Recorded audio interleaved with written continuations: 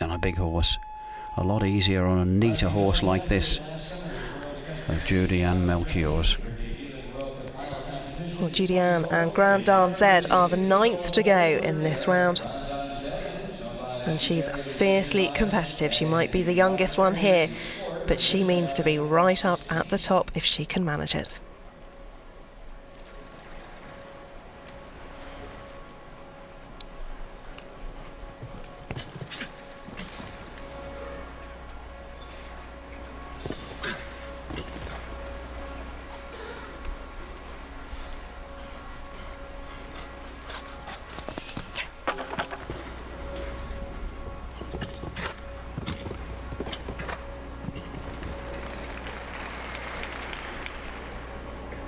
There'd be a lot of horses, you know, could come to that double of gates there if they weren't so flimsy, and if they had a good run at it, would pick up off one stride there, because it's so short. They're really struggling, these Grand Prix horses, to put the 2 strides in. It wouldn't be politic to do that because they're just too flimsy. You can't ride straight at them, they're not bold enough.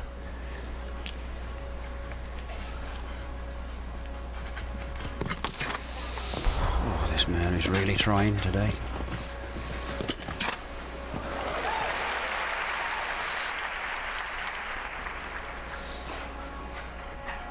Very supportive crowd.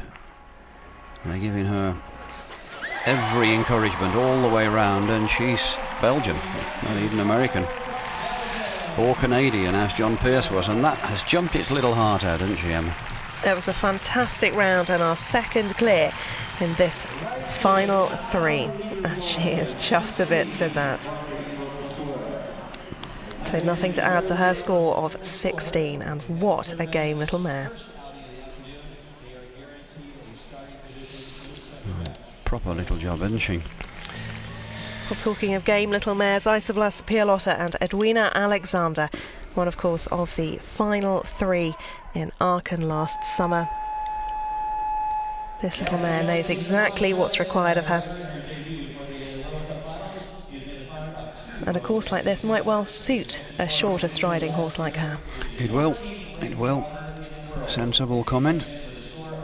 Because there's a lot of efforts in there, you can see by the geography of the course. You see how narrow it is there at the far end. Down the sharp end there. A bit of a job to get a fence across the arena down there. Although they have managed it a couple of times. It is a tiny arena, and what you can't make out from the TV pictures is that as you jump across these fences, you're looking at a wall every time. Well, that's strange. Not strange. I mean, that's about consistent actually, because she did that, strangely enough, to a gate in the opening leg, and the little mare jumped it for her, but she was so intent on coming there off a short stride, took an extra pull, and it was one too many because the mare just pulled up.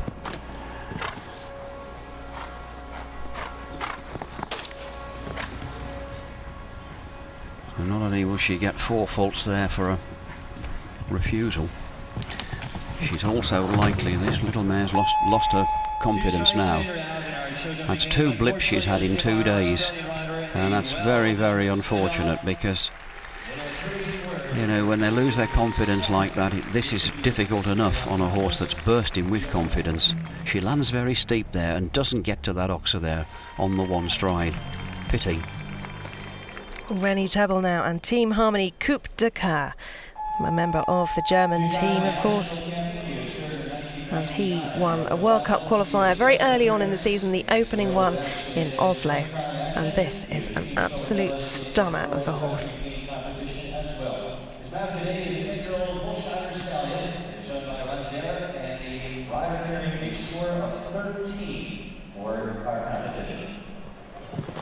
Just 10 years old, this stallion.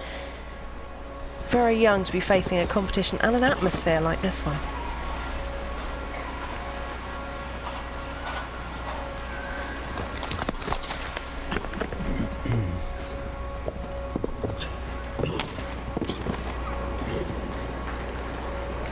Modern day show jumps, the fences themselves, the obstacles get lighter and lighter.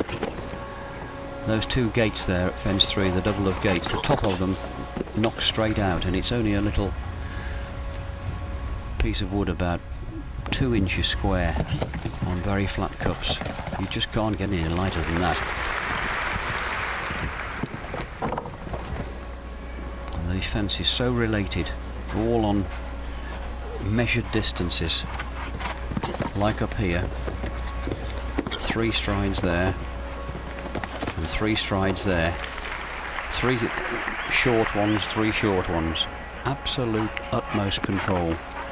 Round the corner here, look, a change of leg, 5 strides round the corner, cracking round, and as you said, Emma, I mean, that is a superstar. Only 10 years of age, which doesn't sound that old, but it is by this standard. But a real tradesman, this Rennie Tebble. He's been at the top for a very long time. He knows the requirement, and he's got a horse there that can fulfill it. Look how that horse so sharp in front. His front feet come up absolutely plumb together. Well, Daniel Dessa now and Air Jordan Z. A much younger combination. He's just 25 years old. Short on experience but long on talent. Used to be trained by Franka Slutak in his formative years, now trained by Jan Tops.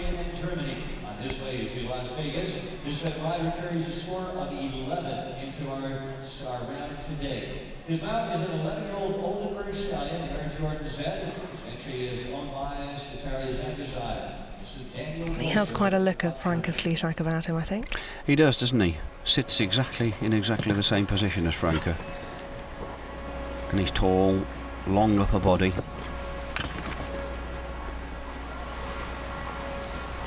I think he'd be even taller than Frankie, actually, by a bit. As you probably heard in commentary, the horse is by Argentinus, 11-year-old stallion. And as you said earlier on, Emma, Argentinus, the sire of John Hales's great stallion Arco, ridden by Nick Skelton. And again, a big round of applause from the crowd. Just for a moment, they seem to take a little bit of the attention of the horse, and it's not helping all of these riders here today.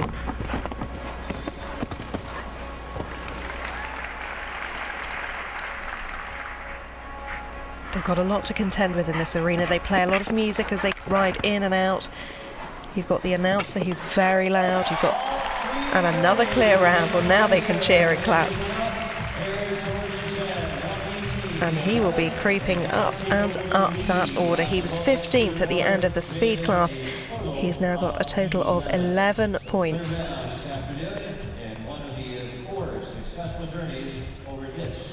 And those points are added to every time there's a fault now in these last 2 rounds. But no faults for Daniel Dessa. Christian Alman now in the arena with Kirsta. They were the European champions in 2003, so he's got plenty of experience at this level, had an amazing season and was way out in front of the others on the highly competitive Western European League series. But he's got it all to do. It doesn't matter how they went in the qualifiers. All that matters now is their performance here in Las Vegas.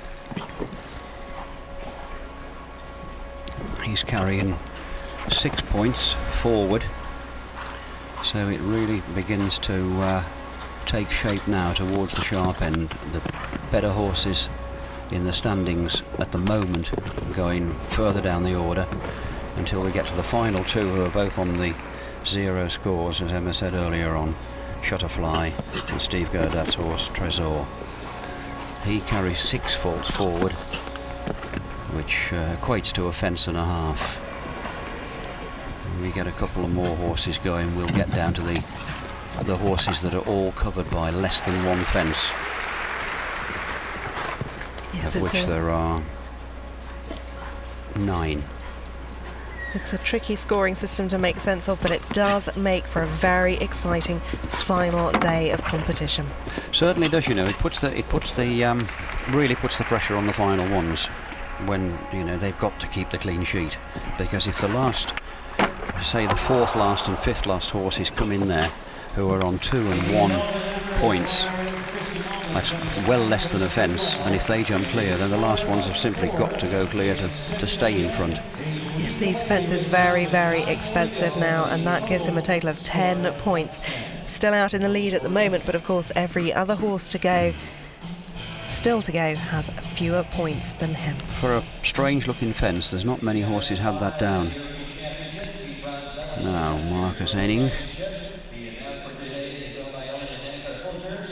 He's our reigning title holder here with Gitania.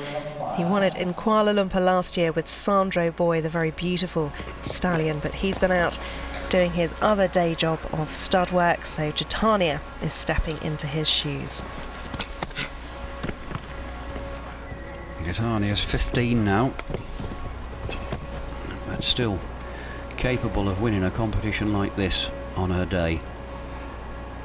But he's more than a fence away at the moment. He's carrying 5 forward. He's the last one that's more than a fence away from the lead, that is. But a lot of jumping to go yet. There's this round and another one over an even bigger and shorter course for the highest placed horses after this first round. And this line here is quite a peculiar one, because those fences are actually slightly offset. They're not in a direct line to each other at all. They have to angle across to meet those fences, which you can't really see from the TV pictures. It's a fair comment, Emma, but they've coped with it very well, actually, haven't they? They have indeed, and that's another clear. 3 short strides between each, and opening the angle a little bit and going across the diagonal gives them just that little bit more space. Well, Marcus Henning stays on his score of 5, so that keeps him well in contention as we go into the final few riders now. Well, Marcus Beerbaum and Marco Kutscher both had a fence down each, so we come back into the action with Beert Mendley and Idio Duteau, the 26th to go out of 28. And here he is, Switzerland's finest, Beert Mendley and Idio Duteau, the Salle Francais 11-year-old. And it's a horse that he expects great things from. It is, as you say, Emma, you know, it's a fascinating, it's complicated but fascinating scoreline system, because really this round is one of the most defining rounds of the whole competition, because Beert has got Shutterfly to follow him and Steve Gerdat with Treasure, both jumping like machines. I mean, if he's going to have any chance of picking up his first World Cup, he's just got to go clear now, because he's a point behind him anyway, and then he's got to hope that they make mistakes. And there's one more round to come, of course. The pressure really is on all the way round.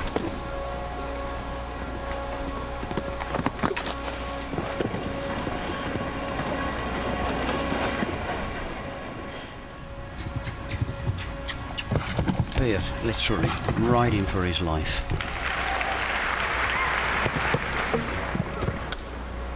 And this horse getting a little bit sharp, just getting a little bit wound up, running off the corners a little bit. He's got to keep him off it, like there, keep him off these fences.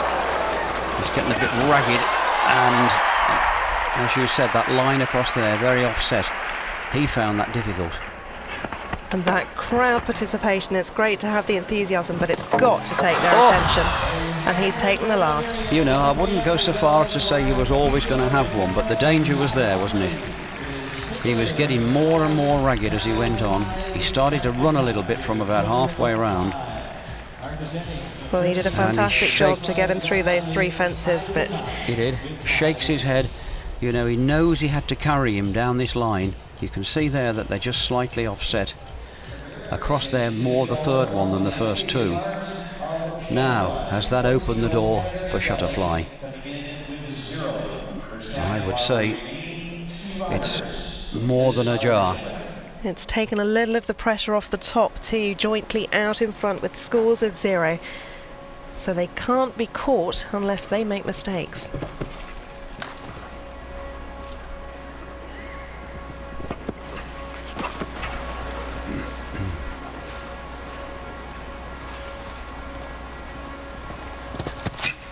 She has that leeway at the moment of a fence down plus a point. And the way this horse is jumping, you can't see him possibly having more than one down. Well, Steve Gerdau, of course, is still and he's still there with first her. with her. So, you know, I mean, it's still, as they say, all to play for.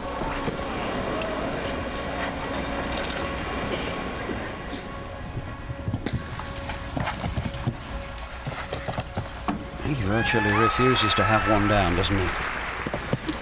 He's so accurate.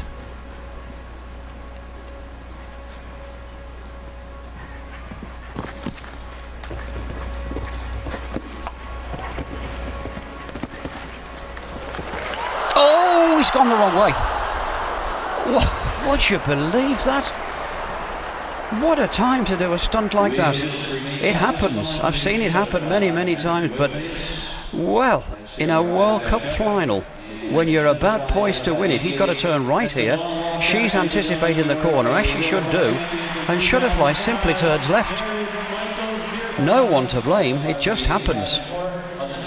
Well, he just wasn't listening to her for a moment and he went left, and that has really given Steve Gerdau a hell of a chance here in Las Vegas. He's on 0 points. No one can catch him. He only has himself to beat in a way, because if he can leave all the fences up here and in the next round, he's won this title. But we may be in the city of gambling, but I don't think anyone would have bet on Meredith Michaels Beerbaum coming off in these finals.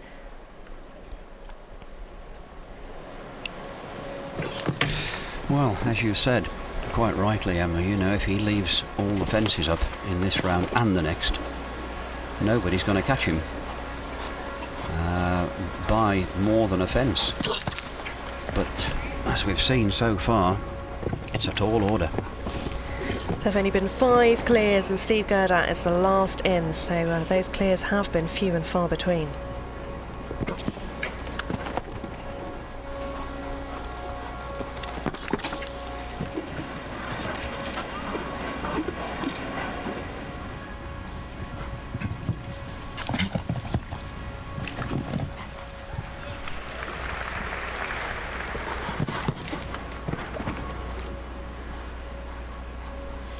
Just 24 years old and bags of pressure on him in here.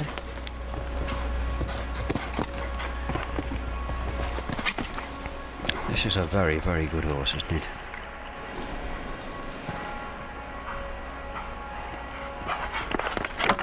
Oh, just run at that a bit off the corner. Well, we're almost back to where we started. He's just 1 point in front of Beat Mandley now, and of course we've lost Meredith Michaels Beerbaum because that fall has meant she is eliminated. Well, amazing scenes here in Las Vegas. Drama by the bucket load, and it's only going to increase as we go into the final round. But in round 1 there were plenty of costly mistakes. Firstly, Molly Ash-Corley and Kroon Gravin had 2 down. Margie Engel also had 8 faults. Also for the USA, Skylar Riley on the 17-year-old Ilian had 3 fences down. Alois Pullman Schweck horse, the Indoor King, had an off day. He had 2 down in round 1.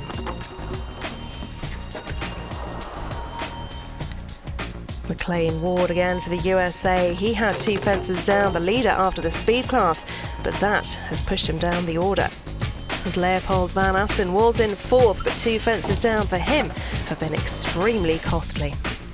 So the standings as we go into the final round 2 of final 3, and Steve Gerdau is out in front on 4, with Marcus Aining just behind on 5 and Beat Mandley also on 5. But anything can happen, as we've seen in the first round, so let's get straight on with the action. There are 9 fences, 12 jumping efforts and a time allowed of 59 seconds, and it's all to play for here in Las Vegas. First in 20th place, Herco Schroeder on Eurocommerce versus Milano. We've had 2 riders withdrawn, so just 18 to go in this final round.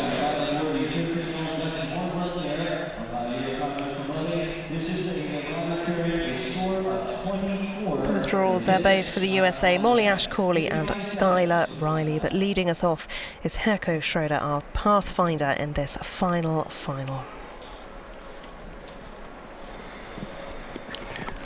Just 20 to go, and with those 2 withdrawals, 18 in contention, and well worth going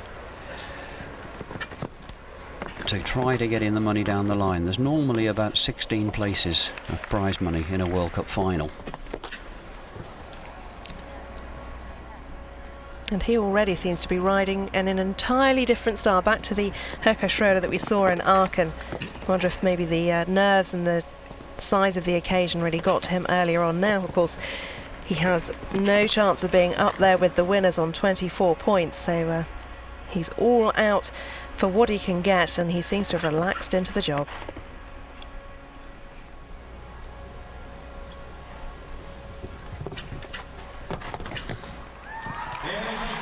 I think the interesting thing about that, Emma, as well is, I mean, he is the least strategically placed one, if you like. You know, on form at the moment, he's the least that we've got to see of these 20, and he's gone clear, which would lead you to believe that the ones at the sharp end are going to find it relatively easy, and the scores will probably change little as we get down to the bottom end. Indeed, but then the pressure's a lot higher on the ones at the sharp end. Sure. You'll see what difference that makes. Absolutely. So Marlin Barriard-Johnson is our 5th rider in with butterfly flip. Let's see what she can do.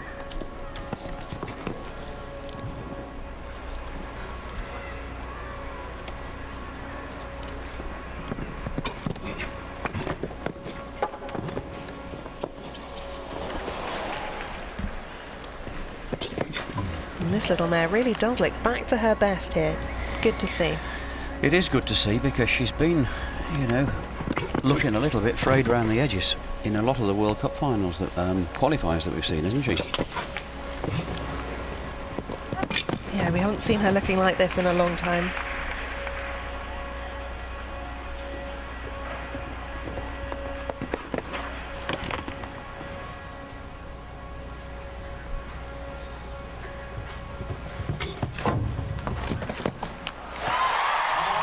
Wow, and another clear round, the second one.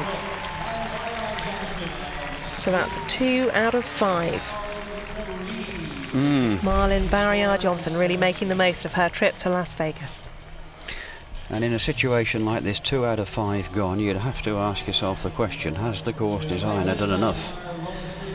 Guy Yoga from Brazil, very, very good course designer. He's built at Olympia, London, and a lot of other top venues. Knows what he's doing.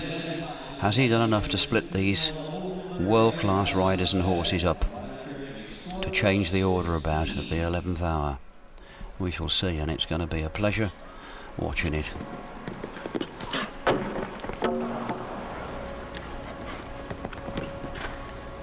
Well, that's disappointing right at the start for Gideon Melchior.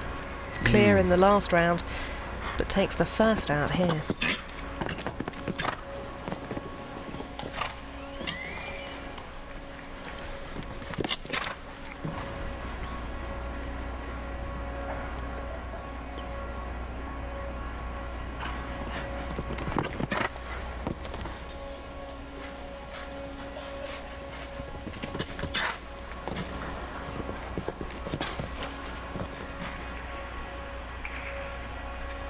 A little bit more space in here now in this final round, because there's only 9 obstacles instead of 13.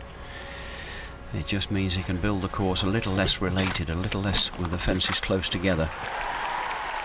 Give them more room for adjustment. That was unlucky.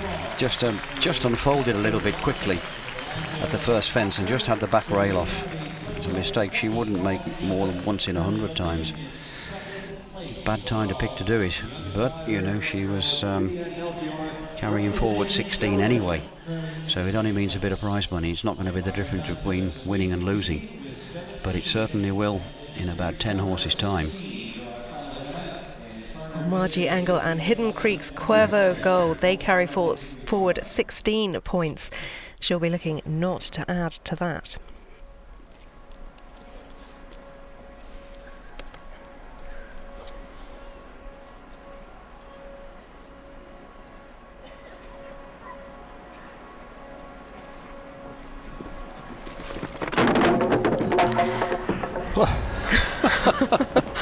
Well, that wasn't just catching the back rail, that was complete annihilation of the first fence. Yeah.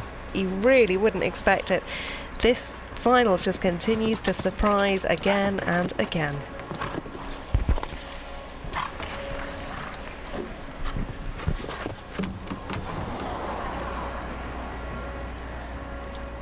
I'm looking a little rattled now after that. Yeah.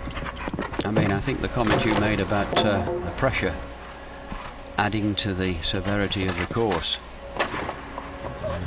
is very relevant. But when you compare this performance to some of her earlier rounds, it looks like a different horse and rider combination altogether. Exactly, a different combination completely. And it's a shame to see 12 faults, 3 fences down for Margie Engel with Hidden Creek's Cuervo Gold. That will take them way down the running order.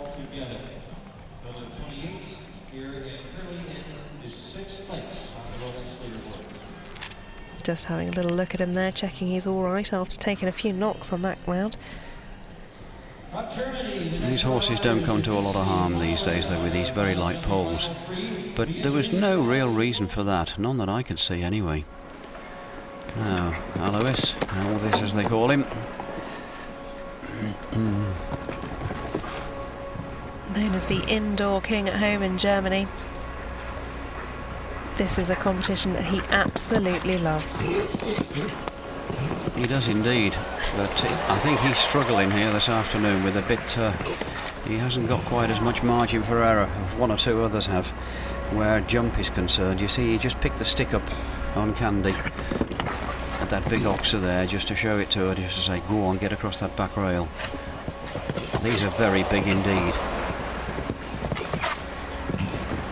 And if he wants to get a bit of money, as you can see, he's carrying 3.5 fences. He's got to be clear here. He wouldn't want to add to it. Go on, he says. Good man. Rode like a hero, didn't he? Absolute determination. You get a bit of money down the line with that and he'll deserve it. He's a great character. And a great grafter. And he worked for that clear round. Certainly pull him up the placings, that will, because there's going to be a lot of horses here in his vicinity that are having fences down, like the previous one, Margie Engel. Well, Daniel Dersenau and Air Jordan Z, they're on a score of 11, less than 2 fences behind the leader.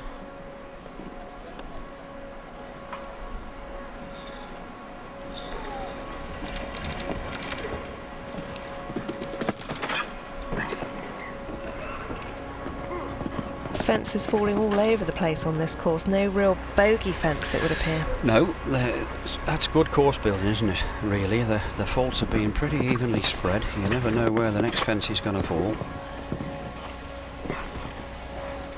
This horse has got a huge jump.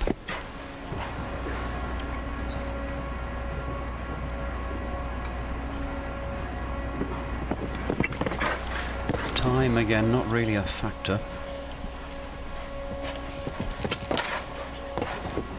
And this horse looking a lot fresher than, say, Candy, Alois, Pullman Schweck horse. Obviously, 3 days of jumping is going to take it out of some of them. Yep, exactly. Good comment. You know, some more than others. I mean, this horse looks as fresh as the day he started, doesn't he? Alois's horse was obviously struggling, but still jumped a clear, as he has. 59 seconds. Clear. Yeah, 59 seconds the time allowed. He wasn't much inside. You know, I don't think it's been measured tight, but there's not a bundle of margin for complacency going around here. You couldn't do with the time fault as well as a fence down, because that takes you the other side of the 4 for a fence down. crucial at this level.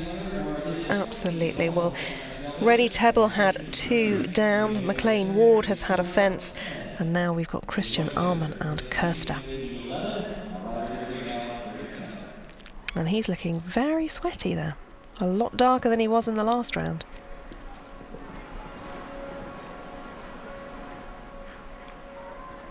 Be interesting to see how freshly he jumps.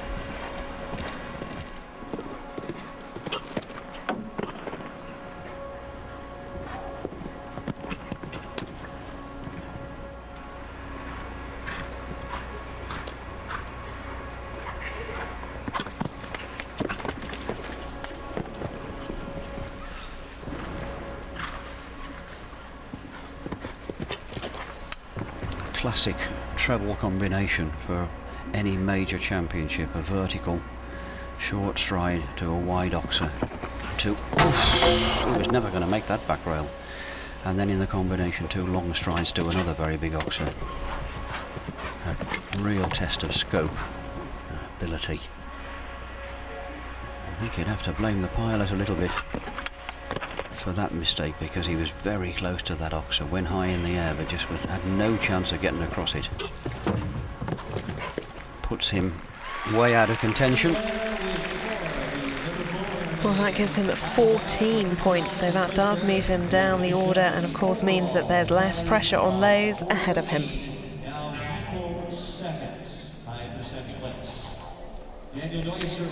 So Daniel Durser remains in the lead now. He's on 11 points, and Christian Arman has slipped down with 14. Leopold van Asten and Vidal Grup Flesh Rouge on 10 points, same as Christian Arman. Can he do any better over this very testing final course?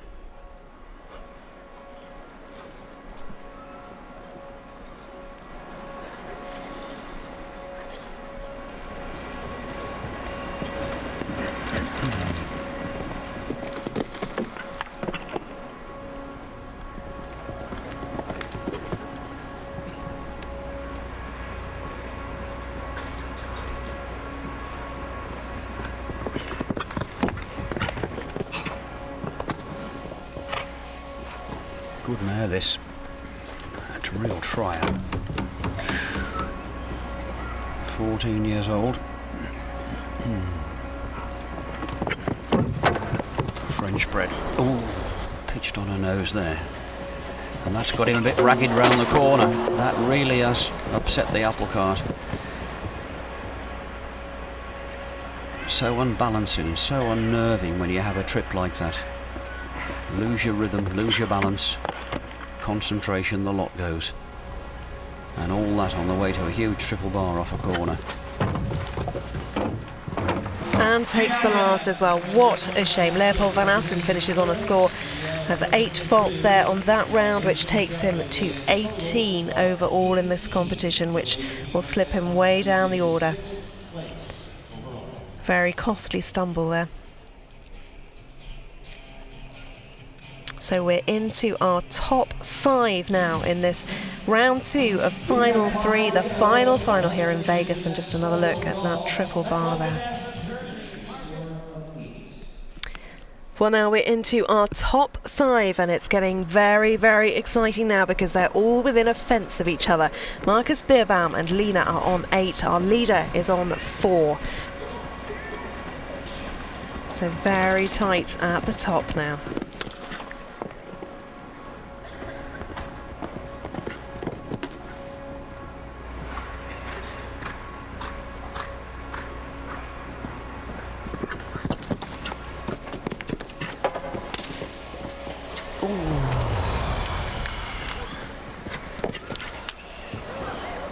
Well, Marcus has ridden this mare since she was 6 years old. She's now 15, and you can see the kind of partnership that they have.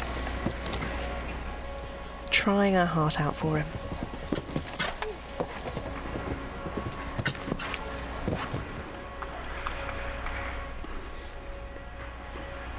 Concentration on his face.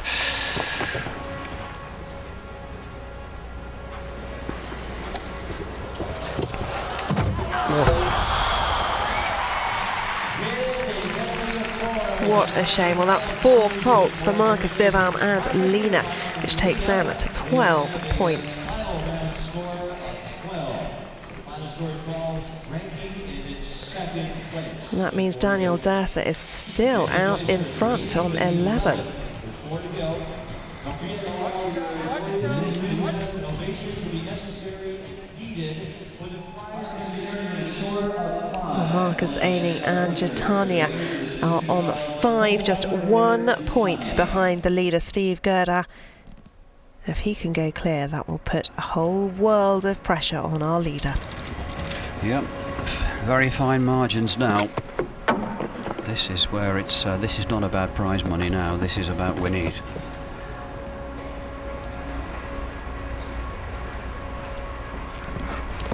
And Marco Kutscher, who was in 4th, has had 8 faults, 2 fences down. So that pushes him down the order.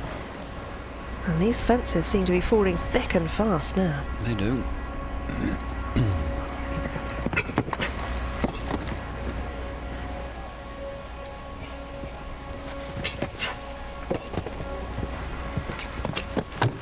Oh! This mare just does that now and again. Just runs at one, hits one in front. She's let him down several times just lately. Pity because she's got so much ability. And that was a costly one. You see, she's done it again. Ran straight at it. Didn't help him one bit. So, he's way down the order.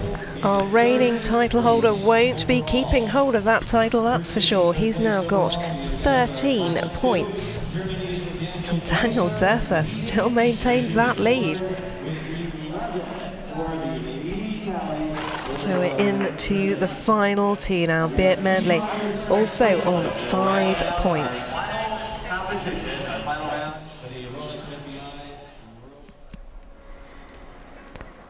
And here he is. If he can go clear, that will heap all of the tension onto Steve Gerda. I wonder how much his previous record, Emma, will affect him. He's been so close to winning this so many times. Will that give him confidence or will it intimidate him? You must start to feel like you're never going to win it. Yeah, but he's never been sitting on one quite as talented as this. He freely admits this is the best he's had. Now he just has to go clear. And hope Steve Gerda doesn't. It's as simple as that. And of course, Beat, not just a countryman of Steve Gerda's, both from Switzerland, but he also trains Steve. So it must be a strange position to be in, but he is riding like the wind. It is. Friendship will count for nothing this afternoon, I don't think. But, having said that, if Beat doesn't win it, there's no one other than Steve that he would rather see win it. Well, just these last 2 to go. Go on, get up there, Beat. Yes! He's done it. And the horse, look at him, fresh as a daisy. That is a super horse, isn't it? And what a performance from the man. Lovely to see the horse. Yes, he so says happy. That's the fella. He says all down to him. This is a superstar.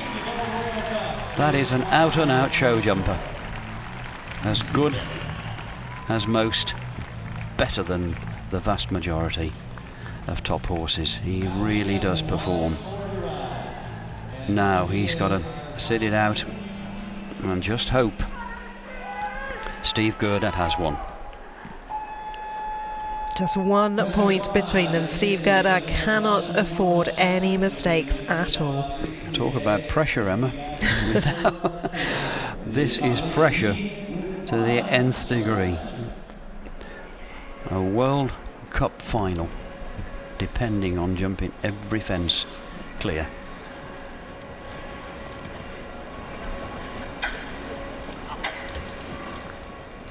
He's a very, very cool customer, is Steve Gerda, but even he must be feeling the butterflies now. And that weight have helped them.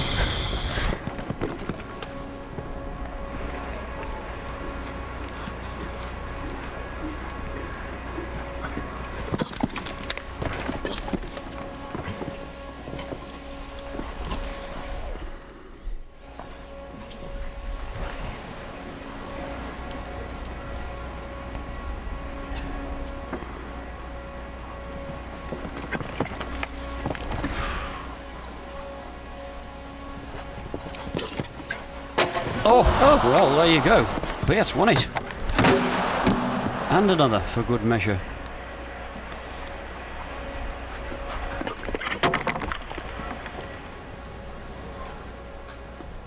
Well, I wouldn't want to see him take any more down on his way. No, he wouldn't deserve any more, would he? He doesn't deserve 2 down the way he's gone. But that's what it's all about, and as you said earlier on, Beat Manley, 5 times the bridesmaid, second and third. And there now he is the at winner. the top of the leaderboard. Finally, Beat Manley and Idio Duto win the Rolex FEI World Cup Jumping Finals. And what a competition it's been. There were 6 German riders in the top 10 at the start of the last round, but they couldn't beat the Swiss precision of Beat Manley. Just 2 fences down in 5 rounds of high-pressure jumping and a final performance that was pure class. He's come 3rd twice and 2nd twice, but now Beat Manley is the Rolex FEI World Cup Jumping Champion 2007. I can't really believe it, but okay, I was waiting for a long time for it, and I have an unbelievable horse now. And okay, the first round was a little bit not very good of my riding, but he just tried very hard. And I mean, this last round, he was just unbelievable. He never was close to a fence. I never had any problems in the whole course. Yeah, I always believed in the horse and in me, and okay, I tried to do the best and just hope for the other ones that they have run down. Okay, I really was hoping for Steve as well, but I waited for a long time and I'm super happy. It's been horse sport and high drama amid the high rollers here in Vegas. Beat Manley claims the biggest championship of his career and the heaviest silverware. An outstanding competition and a worthy winner. We'll all be back next season for the Rolex FEI World Cup Jumping Series, which begins again in just 6 months' time. From me, Emma James, and Steve Hadley, goodbye and thanks for watching.